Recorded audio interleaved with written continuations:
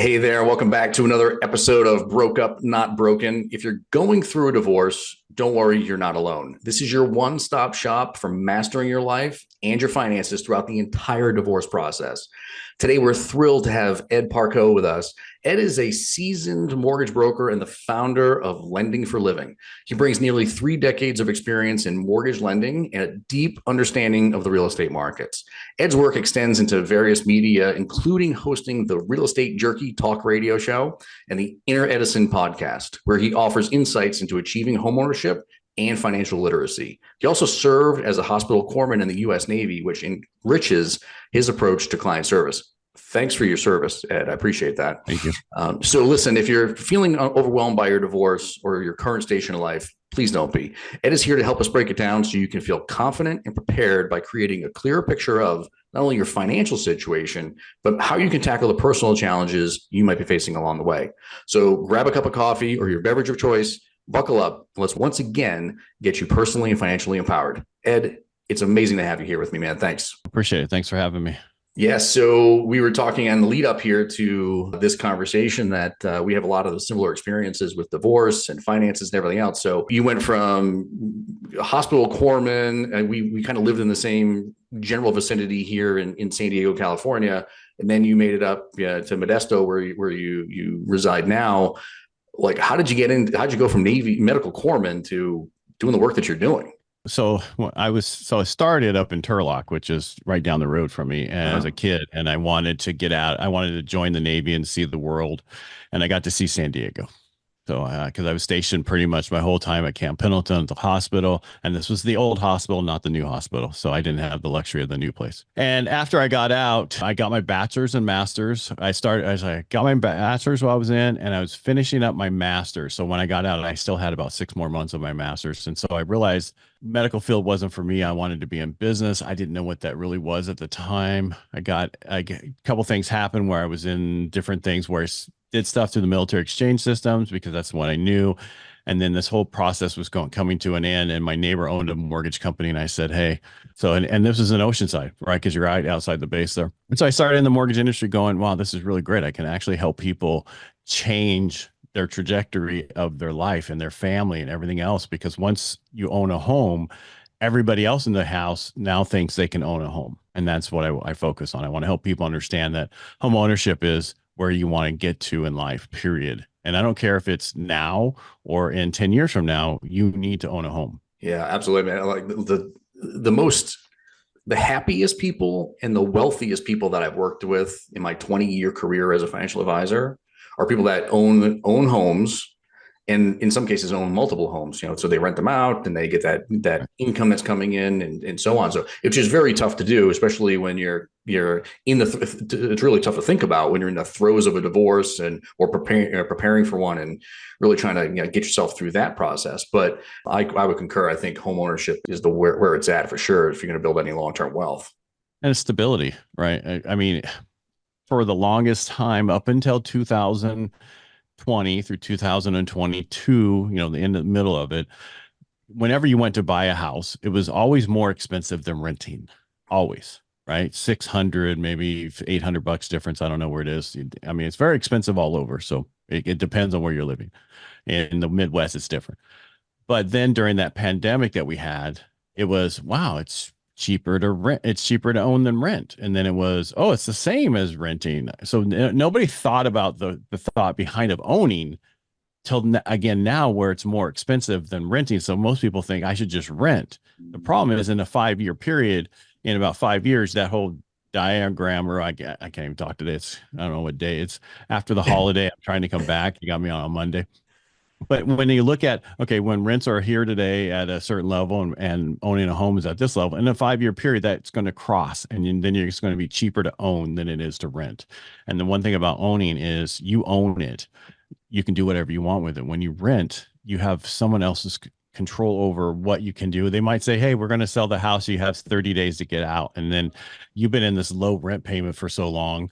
And then now you have to go up 5,000. 1,500 a month more in a payment because that's truly what the rents are. And in California, there was a rent control that was put in, but that rent control is not protecting the renter. It's really now protecting the landlord, which means in order for them to stay compliant, they have to raise your rent every time it comes due by 8 to 10%. And so So, be careful what you wish for when you hear all these things about rent control. yeah, you have that built-in cost of living adjustment for anybody that's owning property and renting it out.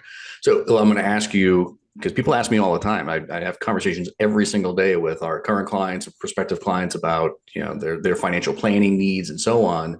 And my crystal ball is incredibly fuzzy when it comes to this stuff. But you're the expert here, so we're recording this in July of 2024. Where are we headed from a real estate perspective? Like, what does this market look like? I know here in California, it's kind of weird right now. At least it feels weird to me, and I'm sure all over the country people are feeling the same. Scratching their heads a little bit. So what are we dealing with now? Where are we headed?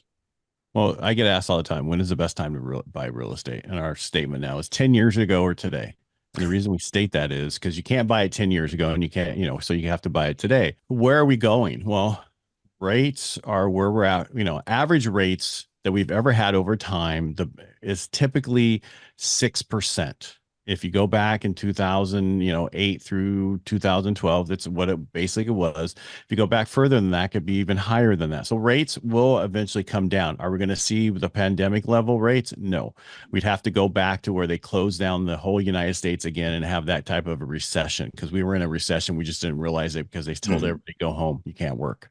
Go home. And so we're not going to see those rates again. The lowest rate I ever saw prior to the pandemic was 3.25%. And that was a VA rate. I do a lot of veterans loans because I am a veteran, and it's just something I do really well. And so rate wise, don't focus on rate. Focus on long-term, what your plan is for your future. Where are you going to be? If your plan is going to be to move to a different state in 3 years from now, go buy that property in that state today, rent it out for the next 3 years, and then move there in 3 years from now. Don't wait to buy that place in 3 years. Buy it now. Yeah. Certain locations are having issues. Florida is starting to have some issues with values and coming down and people buying. Well, they have stuff there that we never have. We don't have hurricanes. We don't have humidity. We don't have a lot of the stuff that they have. And but one thing we do have the same there, a lot of people commute to where they work, but some people don't anymore. So just long term, the question you want to know is, where's real estate going? Nowhere but up. And if you look at in California, we're supposed to build 250,000 homes a year to keep up with just population growth. That is just normal growth. That's not what's coming across our border, any of that kind of, I'm not getting political, but we're not counting any of that stuff. Just normal households being created by families, 250,000 homes a year. If you go back the last decade, we barely built 120,000 homes a year. Last year, we only built 70,000 homes. What does that mean? We have a major crunch on how many houses we need in California and the amount of people who want those homes. People are going, well, you're losing so many people out of the state of California. Great. The only way we're able to sell a house or put somebody in a house is because somebody's leaving. So during the pandemic, when people left from California, everybody's like 750,000 people in that exodus over so many years. Well, if they wouldn't have, we wouldn't have had no houses to sell. Yeah. Because when we were putting people on really low interest rates, the first thing I said to a bunch of people was, you know what, we're shooting ourselves in the foot right now. We're going to make it to where they're not 85% of existing homes are on the market. It's going to go down to like 40 to 50. Well, I was wrong. It's 35%. And that is job transfers. It's really not really happening right now. Divorces, which we're talking about today, and deaths, right? Those are the three things that are causing people to make changes right now only. Nobody's going, I've got another baby coming. We need one extra room. Let's do that move up. They're going, that's going to cost me $1,500 more a month. That kid can be with the other kid for a little bit longer. That's what you're running into. But then there's one thing you have to be very careful, and might offend some people, but these low interest rates are abusive relationships, meaning that you'll stop doing what you need to do because it's comfortable. You don't want to make that change. That's what I'm talking about. You have to do what's best for you. Now, because you got such a low interest rate, you can't make that change. You have to. You have to move on. You can't stay in that relationship with that rate just because it's better for you by a few dollars. Well, you're either going to be a hero or you're going to be a hero in one way or another, right? Because if interest rates go up, you've locked in a much lower interest rate than where you are today anyway. And if interest rates go down, then you refinance and you get a lower rate, and you're a hero either way. Right. but rates today are probably going to stay right around here and eventually go a little bit lower, but it's going to take a lot longer. Mm-hmm. And I'll tell you why. So I said this earlier today on my other daily show. I said the word Greenspan, and I didn't mean to. I meant to say Jerome Powell. Yeah. And so the Fed is trying to do something they're trying to slow the economy, and what they're trying to do is like a family on a budget. So if you have a mom and dad and they put a budget in place, but only mom's on the budget and dad's not on the budget, it doesn't work. Well, that's the same thing that's going on right now. You have a government and Fed. They're trying to put everybody on budget. And the government's saying, no, we need to spend more money and spend more money to do this, and do this, because if we have it out there, they can't take it away. Well, we're never going to fix this inflation problem if they keep spending. You can't. It won't work. It does not work. Go back in history, look at all the different times. It doesn't work. It has to be painful and they have to stop the spending. And that's the only way we're going to get out of this. Yeah. It's the same way on the investment side. We do a lot of work, my wealth management company, where we help people with their retirement plans and their goals and investing and estate planning and insurance and all the stuff. And it's a very, very similar conversation. The one thing people always come to me with is, when should I start getting invested? When should I put money in the market and so on? And see, it goes back to just what you said earlier, which is I remember very, very distinctly when I first got into this business. I used to work for a big name company, a company called Morgan Stanley. And one of the older advisors there, he had been there for probably 30 years at this point. So he was been around the block. And he had this little sign on his desk, which I always chuckle at, which is every day is a bad day to invest. Right. And right. I still think that's one of those mantras that I think about even to this day. I mean, like you said, you either need to invest 10 years ago or you start today. Right. But which way is the market going to go over time? Historically speaking, we're going up, and if you're not on the train right now, you're losing out. So, for those of you that are listening, our message to you is: there's never a bad time to invest. Right? It's now's the time to get started, get on the train here, moving forward, and hang on for the ride for 5, 10, 20 years, whatever it is. And likelihood is that you're going to be in a much better position, moving forward. And you might need to do something with somebody else to buy it. Or, so right now there's so many programs out there, but Fannie Mae came out with a program where if you buy a fourplex, and you're going to live in one of the units or triplex or duplex, you can get in for 5% down. Yeah. Which means you have 3 other people or 2 other people helping you pay for your mortgage. And this is the first thing I would tell people to do with their kids. Help their kids get into properties this way. Get the 5%, they can have that as a gift 5% and help them get in the properties, and then work it out with them and say, hey, until you buy us out of this and refinance us off or whatever, we get part of the equity also. Mm-hmm. And so I'm thinking to figure ways to do certain things.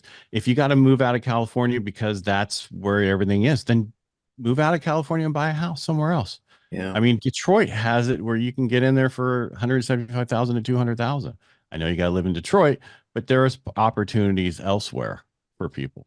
Absolutely. But all good advice. Now, on the topic of divorce, right, let's talk a little bit about, I have some questions for you on, kind of like if you're going through a divorce and then after divorce, which I think is going to tie into some of the things we've been talking about already. I tell people all the time, we are helping people prepare for, navigate, and recover from divorce. So if we're in the navigation phase of the divorce, we're kind of in it. We've said we want we dropped the dreaded D word, and now we have some of these decisions to make, right? So what are some of the main considerations we need to think about as we're headed through a divorce with the mortgage? Well, it's going to depend on how's everything set up. Do you have, what I mean by that is, every single one of your cards is with the other person, or have you been set up? So I've been divorced twice. So the third marriage, I told, this is the same thing I tell everybody: before you do anything at all, make a list of what you want in somebody. Not that you don't want, but what you want in somebody. I mean, down to the particulars. On my list, and we'll get back to your question in a second, but on my list, the only thing my wife wasn't was 5'9". I said I wanted some, because I'm 6'2", so I always wanted somebody taller. Never happens. But I also said I wanted somebody as a professional who was in a totally different industry than me. I knew that they could possibly have 2 to 3 kids. Well, she had 3 kids. I ended up adopting her 3 kids to go along with my 2 I already have. But the whole purpose was this is my list, and I only dated those people, period. If somebody was not on that list, I didn't date them because then you're just wasting your time. Hmm. On her, which I didn't know at the time, she had a list also. She's a nurse. And the one thing she said on there, she didn't, she wanted a firefighter because she thought she wanted to be gone every other night. And then come to find out, when you actually find somebody you really love and care about, you want to spend all your time with them. And so so make a list. When you're going through a divorce, the first thing you don't want to do is focus on that, but you really need to focus on your future. And this is the same thing I had to do during 2008 through 2012 is I did a lot of life counseling for people going through short sales and other stuff with their property and having to walk out. It's the same thing. It's just like a divorce when what they're going through. You still need a plan for your future, like you guys are saying to do, right? Same with the house. What do you do with this house? Well, are you a stay-at-home mom? How much are you going to get? Are you getting child support, alimony? It's going to depend on what that long-term looks for you. It might mean you have to sell the house and put that money aside in something else for a while until you can buy something. We don't know. Again, I don't know. Every situation is going to be different. But if you can purchase, then purchase. But a lot of times people go through a divorce, and the first things one of the people do is they don't pay their bills. And they're both on all those cards. And so that affects you. That was one of my next question is how do you manage the credit impact, right? Like how does someone protect or rebuild their credit during and after a divorce, right? Especially with dealing with joint mortgages and different loans. Again, it's going to depend on the situation. Usually, a lot of people say we have a great, we're going through a divorce. It's amicable. Then I always said, excuse my language, someone's getting screwed. Then if it's very amicable and somebody's not happy, if everybody thinks they're happy, that's like it used to be when you go to a car salesman to buy a lot and you think you got a really good deal, you realize they really screwed you because you think you did such a great job. And I'm sorry if I'm cussing on your show and I'm not Totally supposed fine. to. Totally fine. we'll look it out. No, I was only kidding. We'll definitely keep it in. Well, you have to focus on usually one person is going to be bitter and the person being left is usually the one being bitter. Mm-hmm. Usually, right? Yeah. There's not a perfect divorce. If it was, then you'd stay married. Yeah. Yeah. Right? And so so the question is, how do you deal with that? Well, it depends on the situation. Was the mortgage always on time, but all the other stuff was bad and they're all separate? And one of the reasons I was getting at when I was telling you that list is we kept our finances separate this time. Mm-hmm. And I recommend that's what everybody does. Yeah. Whatever you bring in, you put into your account, and then you have a joint account and you split the bills per whatever percentage of how people make money. And then that way, if something happens, it's not going to affect both parties. It's only going to affect, the one who says, I can't make my bills. Well, it's only going to affect them. Yeah. But it's really difficult. People don't do that. Any thoughts on strategies around dividing up property in a divorce? Well, it's going to depend on who has what, 401ks, 403bs, IRAs, all that kind of stuff, and who needs to buy each other out. Because you can do a refinance and buy somebody out, or you can do an equity line and buy somebody out. There's many ways to do it. It's just whether or not you can afford it yourself. Because a lot of times it takes two incomes, especially down there where you are. It takes a lot of incomes to afford the average home. Yeah, yeah. Anything pertaining to the VA loans that we should know about? Because I know we have a couple cases right now where the wife in these particular cases is trying to assume the VA loan, and we're having some challenges with that because there are certain requirements, right? I'm not really familiar with exactly what you have to qualify. You have to qualify for it. That's the requirement. Yeah, back in the late 80s, early 90s, there was no requirement. You just had to have a pulse to assume a VA loan. Now, a lot of people didn't make those payments, and so they changed it. You have to fully qualify for it. And it's not, I don't think it's based off of the way that we can qualify a home loan from the beginning. Because when you're buying a home, and it's good. So it's the way I don't usually handle the assumptions because it's not something I do. That's done through the lender and VA. But when I do a home loan, we don't look at debt to income ratio. We look at what's reserves or the leftover. So on VA, it's not about debt to income ratio. It's about reserves. I think when they do the assumption, it's going to be on debt to income ratio, not the reserves. Got it. You understand what I mean? The difference. Yeah, that makes a lot of sense. We can push ratios like, an average Fannie Mae max ratio for every dollar you bring in, how much of it goes towards your mortgage and your other debt is at 50%. FHA is up to 56%. VA, I've had 73, 83. Yeah, because Wow. it's about how much money is left over, not the DTI. Got it. And Got the it. other problem is when people go through divorce, so whoever's paying the child support or alimony, that is considered a debt, which I think is the worst thing they could ever do. So that person can't necessarily go buy a house. Let's just say that the woman's paying for the male and or whomever the person that they were married to. I don't want to assume it's male, female only. It could be many different relationships. But whoever's paying that, say they're paying $2,000 a month, that $2,000 a month is like a $2,000 car payment or house payment that's built into the debt to income ratio. And I've been talking about this for years, I want them just to take it off of the income and then rework the debt to income ratio that way. Because if that kid was in the house or everybody was in the house, you'd be, that $2,000 wouldn't count against everything, because even though it's for food and other stuff, it should be looked at the same way, not as the actual debt. And that, unfortunately, is how it's looked at. So if someone's receiving $4,000 a month in alimony and child support, that's looked at as regular income so that they can use it to qualify for a home. But that $4,000 from the other person is a debt. So they might not be able to, they could be making $20,000 a month, but now can't afford a normal home, or low price home, because that's their debt to income ratio is now messed up. Got it. So once the divorce is finalized and the dust is settled on that, now like it's, day one of their newfound life and they're now a single person and they're ready to, start thinking about potentially buying a house. What are some of the things we needed to think about in that realm? Because with some of the software that we use, we can actually show our clients, okay, this is what you have coming in, this is what you have going out, this is what you have relative to assets and so on. And we can literally, with a click of a button, tell them, okay, you have some purchasing power here, or you should not look at trying to keep the house. We should maybe we should go rent for a short period of time, so on and so forth. So what are you looking at, or what if you're in my shoes, what are you sharing with these clients that like day one of the divorce, like what do I need to do next? Well, first, I want to talk to them while they're going through the divorce. So I'm Of part of course, the yeah, process, yeah. because this way I can tell them, okay, well, you afterwards, you're only going to make this amount of money. You're not going to be able to make that payment. Like, there's just right now until something else happens. And it's going to depend on, was it two full incomes working full time and then the kids are in that house? Or is it one person stayed at home and the other person made all the money? Because then you're totally two different situation. That person who now just became employed hasn't ever had a job in the last 2 years, because there's a 2 year factor of working that you need to have. And I'm not talking using, so if they make enough off of child support and alimony, that doesn't come into play, a 2 year thing. It just comes into play if they go back. So they've been married, stayed at home, kids are all gone now, and they got divorced, and now she or he went back to work, and now, but they hadn't had a job in the last 10 years. But prior to that, they worked for 20 years. Well, we're going to look at that. We need 2 years of history, and they're not going to have that. And we'll have to wait for 2 years. That's the only time that 2 year comes into play.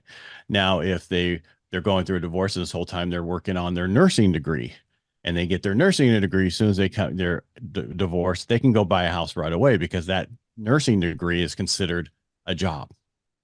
So if you get your degree in whatever you're going to be working in, that can be count as that 2 year history. Wow, that's new. That's new information for me. It's been there that way forever. It's just people. Wow. I run into people all the time. Well, it says you've been not working for 6 months and we need a 2 year history. Not true.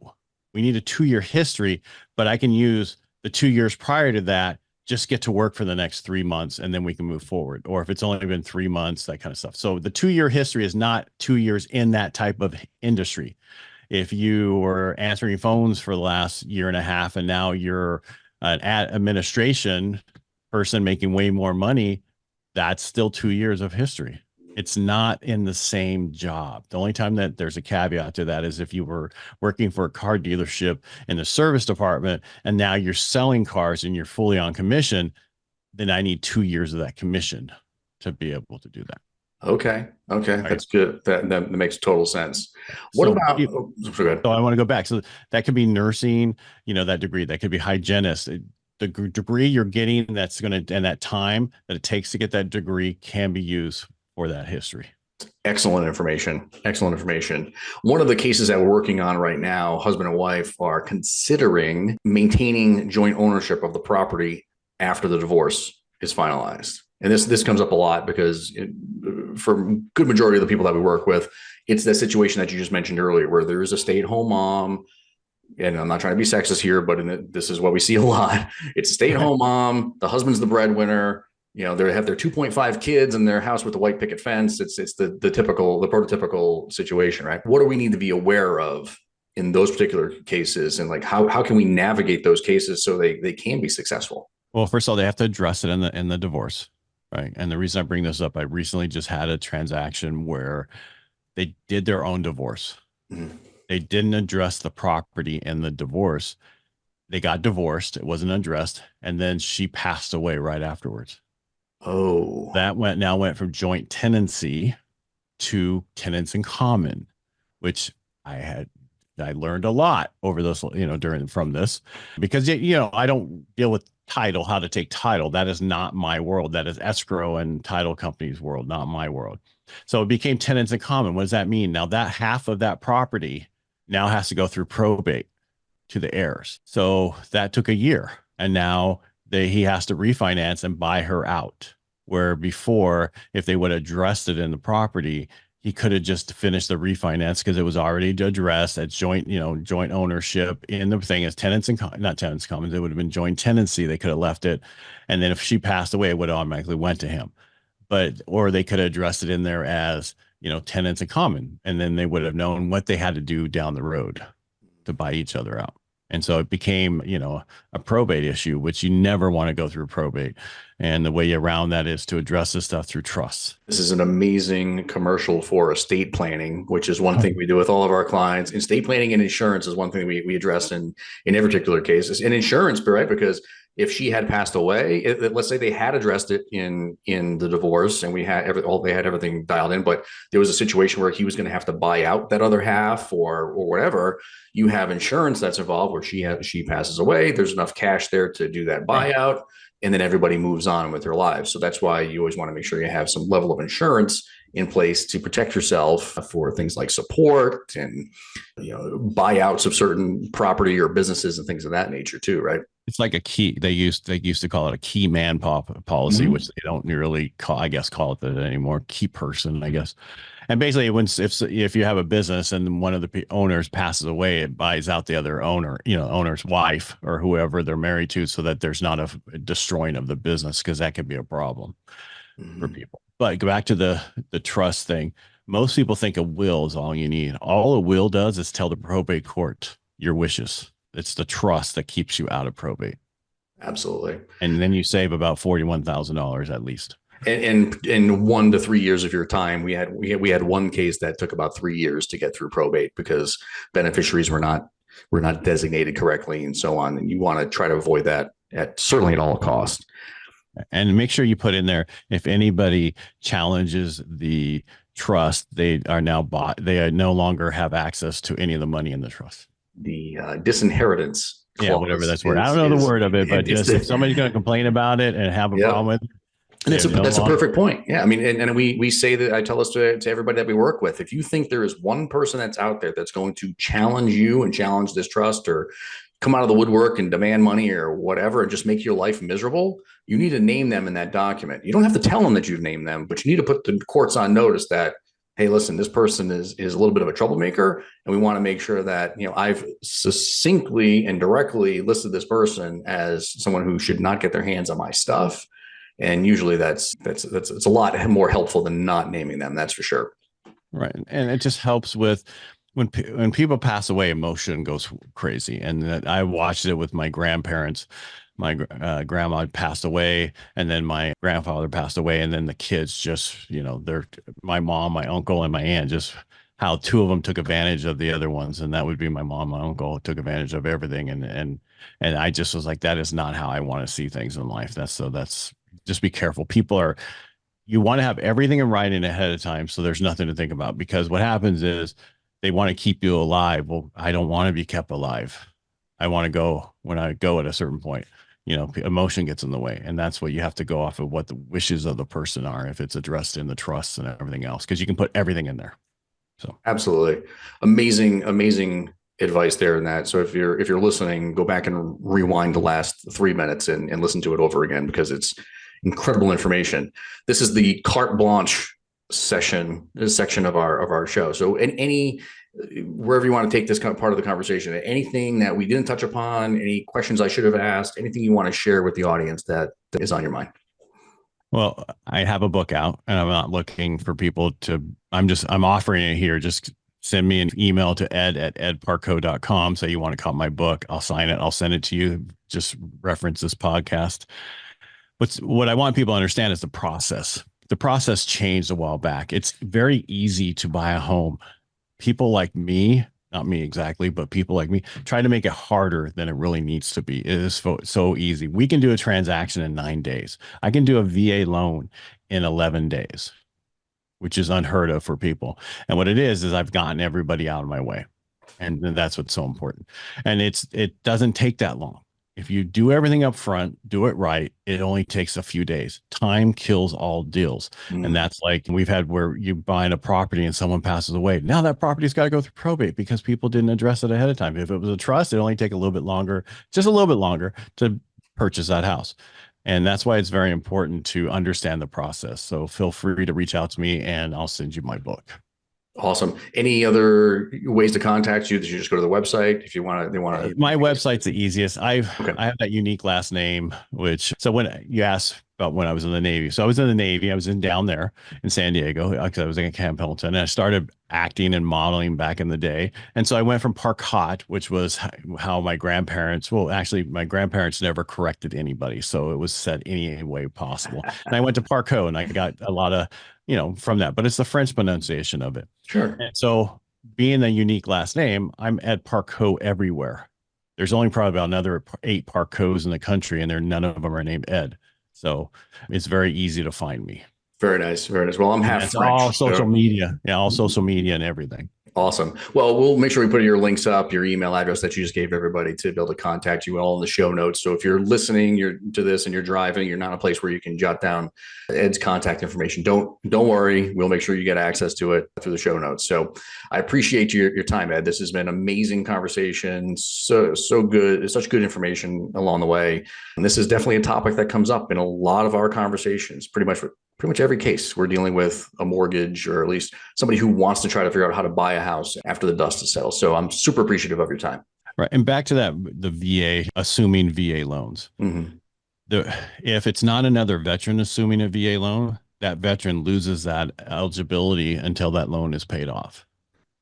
That was my question. Yeah, I wasn't sure how that worked exactly.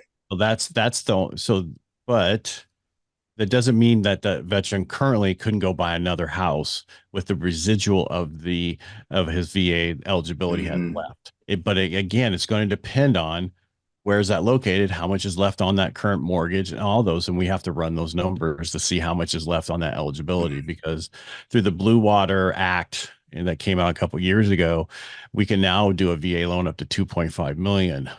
Most of us cut it off at 1.5, but we can, according to VA, go that high with no money down. And if you're a disabled vet, that means no funding fees. So you'd always want to use your VA loan if possible because of how great it is. And actually, what the best part of the VA loan is, when you go to refinance, you don't have to requalify for the fact that you can do a refinance. Oh, incredible. Yeah. So you can it's called an IRRRL. It's so easy. That's why they're bombarded. Veterans are bombarded by so much mail to their mailbox to get them to refinance because it's so easy to do it.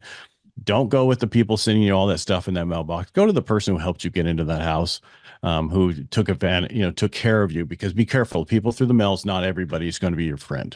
So more amazing advice. So thanks, man. I mean, I'm actually going to reach out to my brother-in-law, who is a military veteran, and he's almost 100% disabled at this point, but they are in this area where they're kind of shopping and they're kind of trying to think through whether they want to buy a house or not. So this is really good information I'm going to pass along. Have them call me. I'll send them my book. I haven't done my VA book yet because I did my full general one. And then now, just because VA is so much easier to buy a home than any other program. It's just so easy. And I get, my son's 22. He's an active duty Army medic, and he's in Washington State, bought his first house at 21. And I talked to him about how to do it. And basically he got into it where it didn't cost him a dime to get into it. And that's what's nice about a VA loan. Sometimes you have it set up to where there's no money needed to get in, we can get the closing costs from the seller sometimes. Not always, depends on where you're located, what's going on in the market, but there's so many different ways to do this. Very cool. Well, I'm going to put the two of you in touch here as soon as I finish my day. But again, thanks so much for your time, man. It's all good information. Hopefully this was helpful to our listeners. And if it was, don't forget to like, follow, subscribe, do all the things so you can keep up to date with what we're doing and when new episodes launch every Wednesday. Thanks again for listening, and we'll talk to you again soon.